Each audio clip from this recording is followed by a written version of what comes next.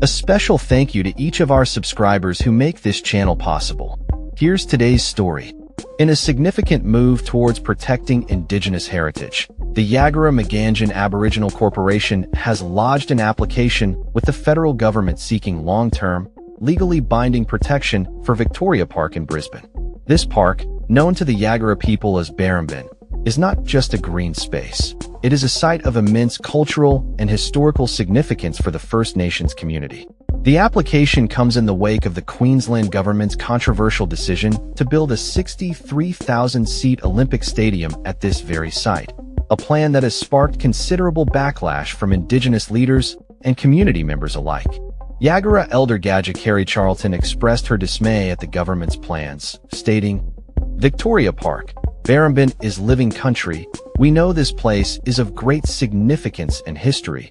It was a complete shock when the Premier came out with his stadium plans."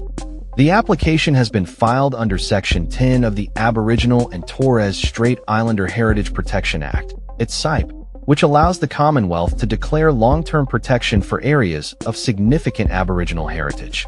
This legislation, predating the landmark Mabwa decision and the Native Title Act, does not confer property rights, but aims to safeguard cultural sites from development threats. The decision on whether to approve or reject the application will rest with the Federal Environment Minister, Murray Watt. If the minister deems the area significant and under threat, he may issue a legally binding order to protect it. A spokesperson from the Department of Climate Change, Energy, the Environment and Water confirmed that the application had been received and is currently under review.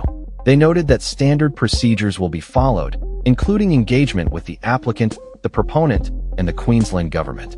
The Queensland government's plans for the stadium have been met with criticism, particularly given the park's historical importance. Uncle Stephen, another Yagara elder involved in the application process, remarked, "There are not many places left around southeast Queensland that still contain that significance and cultural heritage. If that stadium goes ahead, we lose part of our history. It's not only First Nations history, it's Australia's history, Brisbane's history." The park, covering 60 hectares, is currently managed by Brisbane City Council. However, recent legislation passed by the Queensland government aims to expedite the construction of Olympic venues by exempting them from standard planning laws.